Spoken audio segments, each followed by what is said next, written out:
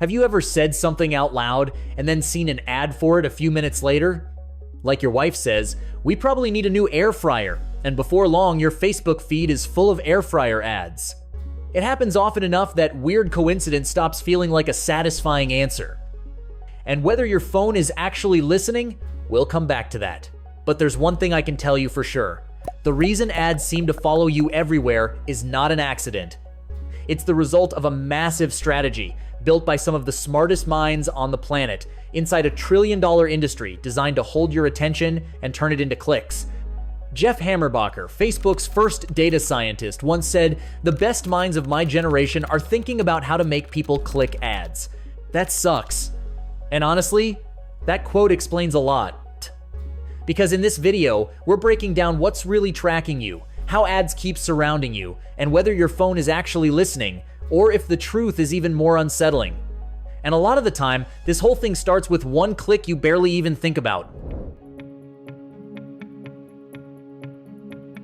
Lately, you've been seeing this pop up everywhere, right? And your hand just goes on autopilot. Click accept all. Not because you've carefully read anything. You just want that annoying box out of the way so you can get to the page. But that quick click can set off a whole chain reaction. And that chain reaction is a big part of why something you looked at once can keep showing up across the internet for the next 2 weeks.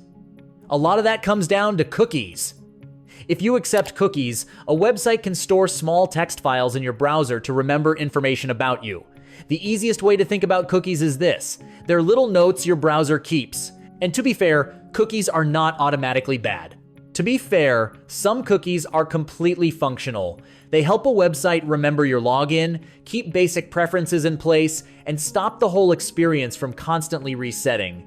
So not every cookie is a problem. Some, however, are there to help advertisers recognize you later. Say yesterday you clicked on an air fryer because you were thinking about buying a new one for your wife. At that moment, that little note in your browser may as well be saying, "This person looked at an air fryer. They clicked around. They're interested. Remember them." And that's when the chase begins. Later, when you open another site or app that uses the same advertising network, that system can connect the dots and go, "Oh, it's you again. Still thinking about kitchen stuff?" That's why the ad keeps showing up. It's not that the air fryer is haunting you, it's that you've been tagged as someone likely to buy. And that's why those cookie pop-ups matter more than most people think. Because when you hit accept all, you're not always agreeing to just one kind of cookie. Some are first-party cookies, which come from the website you're actually using. Those are usually the helpful ones, keeping you signed in, saving your cart, and remembering your settings. Others are third-party cookies, which come from outside companies like Google or Meta, and those are the ones that can follow you beyond that one site. So if a website has a Metapixel or Google tracking code installed, those companies can place their own cookies in your browser, even if you never opened Facebook or Google directly. That's how ads can keep recognizing you as you move from one site to another. It's why a pair of running shoes can follow you from a sports website to your social media feed, then show up again later on some random entertainment blog. Different sites, same tracking system, same trail. And that's what people often miss. When you click accept all, it can feel like you're just giving one website permission and moving on. But in many cases, you're saying yes to a much larger system working in the background. And of course, websites would love for you to do that. That's why the accept all button is usually big, bright, friendly, and impossible to miss. It looks like the obvious next step. Meanwhile, the option to say no is often tucked behind something vague like preferences or cookie settings, where you end up doing paperwork just to avoid being tracked by half the advertising world. So what does accept all actually set in motion? Usually it means the full package gets loaded in. Essential cookies, convenience cookies, analytics tools, advertising tech, cross-site tracking, the whole backstage crew. And that means your behavior becomes more useful to the system. What you click on, what you ignore, where your mouse lingers, what you almost bought, how soon you came back. All of that helps build a profile around you. This person is shopping for a home office. This person is probably close to buying hiking shoes. And once you get dropped into one of those categories, the ads can start following you every day.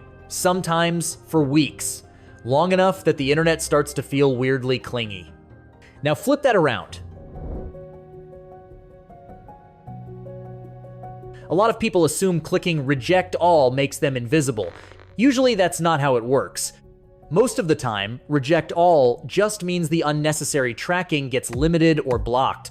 The website can still do the basic things it needs to do. It can still register that a visit happened.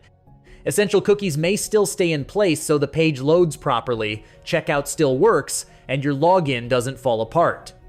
But the extra advertising machinery usually has a much harder time getting in. Fewer third-party companies get invited in to watch what you're doing. It becomes harder to tag you across different sites. Harder to build those tiny little profiles around your behavior. And harder for that product you glanced at once to keep following you around like it's trying to save the relationship. Of course, clicking reject all can come with trade-offs. Some websites get a little dramatic. You may have to log in more often. A few preferences may not stick.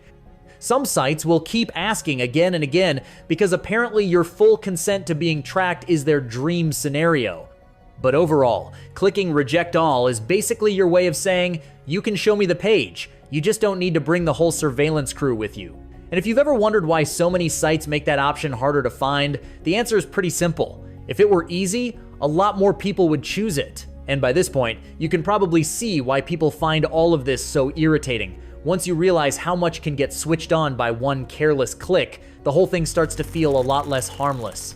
But from the advertiser side, there's a reason they keep doing it. Even if it gets on your nerves, advertisers keep doing this because it works. Most people don't buy something the first time they see it. They browse, compare, hesitate, forget about it, then circle back later. Retargeting fills that gap by keeping the product in front of you while you're still deciding. And this is also why the ads often feel weirdly relevant. A system like this works best when it doesn't keep throwing random junk at you. If you're vegetarian, it should be smart enough to show you plant-based meals, kitchen tools, or grocery products you might actually care about, not frozen beef ads that make no sense for your life.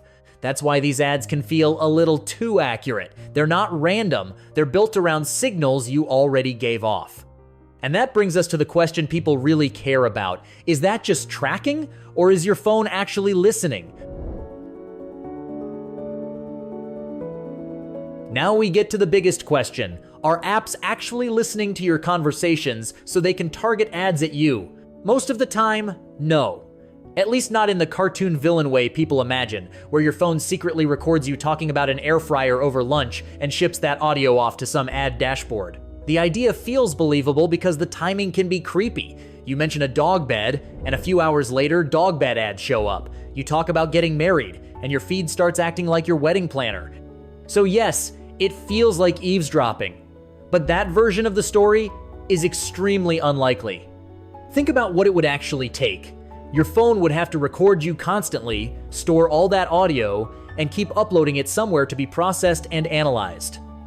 That would mean a huge amount of data, non-stop uploads, massive storage, and enormous computing power just to figure out what billions of people are casually saying all day. If that were really happening at scale, you'd probably notice your battery draining faster, your bandwidth getting chewed up, and somebody, somewhere, would have a data center the size of a small country just to keep up. And the truth is, advertisers usually don't need to do anything that extreme. There's a much easier way to predict what you care about. Your behavior is already loud, louder than your voice. Think about how many signals you leave behind without realizing it. What you search for, what you click on, what you pause on, what you scroll past, what you come back to, what you save, what you check again 3 days later at 1:12 in the morning, hoping the price dropped. That is a huge amount of information. Now add location history, the places you visit, the devices you use, the apps you spend time in, people with behavior patterns similar to yours, and sometimes even the fact that you share Wi-Fi or a tablet with someone else in your household. At that point, the system has more than enough clues to make very smart guesses. So maybe you never searched for hiking boots, but people with behavior patterns a lot like yours did.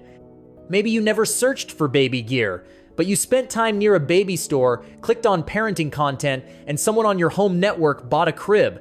Maybe you never asked for golf ads, but your spouse did, and now the algorithm has decided your household is entering its golf era. So in most cases, they're not really listening through the microphone. They don't need to. Your behavioral data is already doing the talking.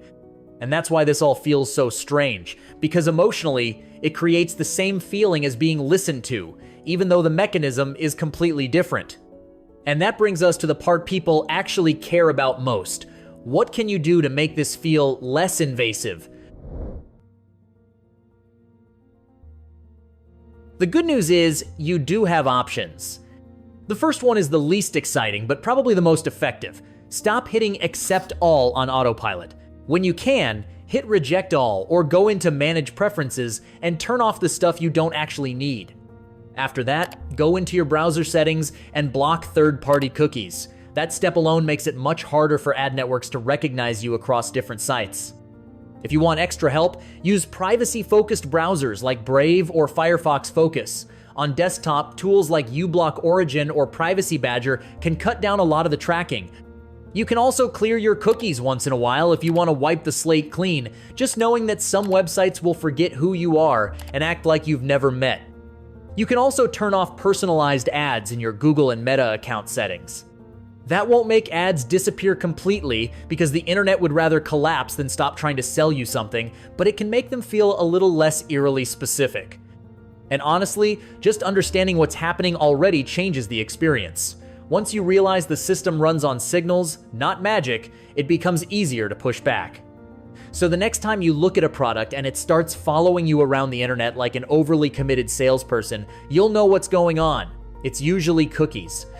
It's usually tracking pixels, it's usually retargeting, and very often, it started with that accept all button, doing exactly what it was designed to do. If this video helped, hit like and subscribe, and let me know in the comments, what's the one product that followed you around online so aggressively it actually made you suspicious?